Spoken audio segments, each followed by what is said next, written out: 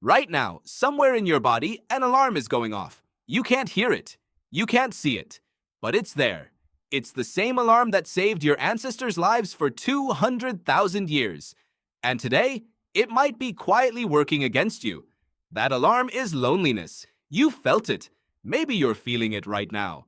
A quiet ache when a room goes silent. A tightness when a text goes unanswered too long.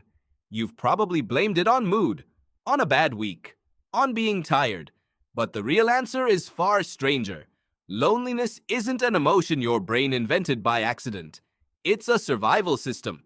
Ancient, precise, older than language itself.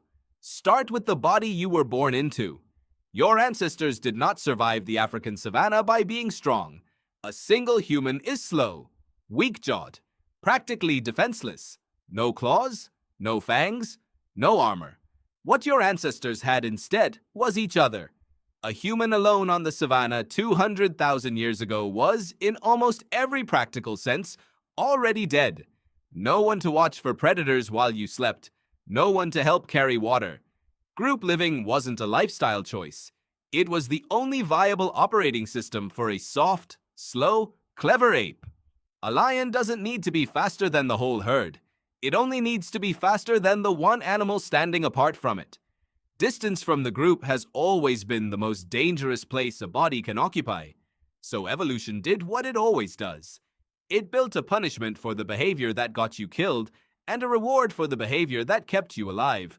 Pain when you're cut, hunger when you haven't eaten, and loneliness when you drift too far from the group. Dr. John Cacioppo, a neuroscientist who spent decades studying social isolation at the University of Chicago, described loneliness as functioning almost exactly like physical pain. Not metaphorically, physiologically. His research found that the brain treats social disconnection with the same urgency it treats a wound. Think about that. Your brain does not file loneliness under sad. It files it under emergency. That's why it feels so heavy.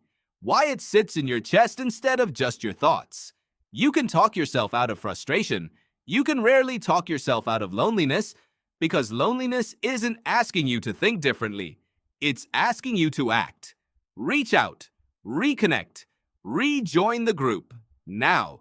But here's where it gets stranger. This alarm system was built for a world that no longer exists. For nearly all of human history, you lived in a band of maybe 50 to 150 people. You knew their faces, their voices, their walk from a distance. The anthropologist Robin Dunbar studied this number across primates and human societies. The human brain seems wired for meaningful relationships with roughly 150 people. Not 1,500, not 15,000, 150. That number is now known as Dunbar's number, and it shows up again and again in hunter-gatherer bands, historical villages, even military units built to function as one tight unit. And yet, look at your phone. Thousands of contacts, hundreds of followers, a constant stream of faces scrolling past your thumb. Your ancient alarm system was not built to process this. It doesn't know what to do with 1,000 shallow connections.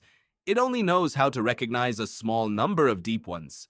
So even surrounded by digital noise, the alarm can still go off.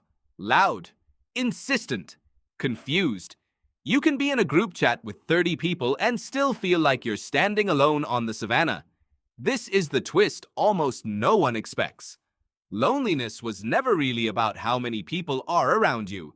It was always about how many of them actually know you. There's a famous, unsettling experiment that shows just how deep this need runs, and it wasn't even done on humans. In the 1950s, psychologist Harry Harlow separated infant rhesus monkeys from their mothers and gave them 2 artificial replacements. One was a wireframe that dispensed milk. The other was a soft cloth figure that offered no food at all. Every single monkey clung to the cloth figure, only visiting the wire one briefly to feed. Food kept them alive, but comfort, contact, connection, that's what they reached for. That's what they needed. Humans are not so different. Cacioppo's later research found that chronic loneliness is associated with elevated cortisol, disrupted sleep, weakened immune response, and increased risk of early death. comparable in some studies to smoking. Isolation doesn't just feel bad. Biologically, it can behave like a slow physical illness. Why would evolution build something this brutal? Because for most of human history, isolation actually was fatal. If your brain didn't scream at you to reconnect, you didn't reconnect. And if you didn't reconnect, you died. The people who felt loneliness most intensely were often the ones who survived, because they ran back to the E-group the fastest. You are, quite literally, descended from the most socially desperate humans who ever lived. So what do you do with an alarm this old, blaring in a world this new? Start by naming it correctly. Loneliness is not weakness. It's a hunger signal, just like thirst or fatigue, telling you a basic human need is currently unmet. Then recognize what actually satisfies it. Not more contacts, not more likes.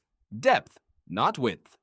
Dunbar's research suggests your closest circle, the people your brain truly tracks as safe, is usually only 3 to 5 people. A tribe within the tribe. That's the circle worth protecting. That's the circle worth calling, texting, sitting across from at a table with no phones in sight. Because your nervous system isn't asking you to be popular. It's asking you to be known. A crowded feed doesn't lower your cortisol. 100 passive likes don't quiet the ancient alarm.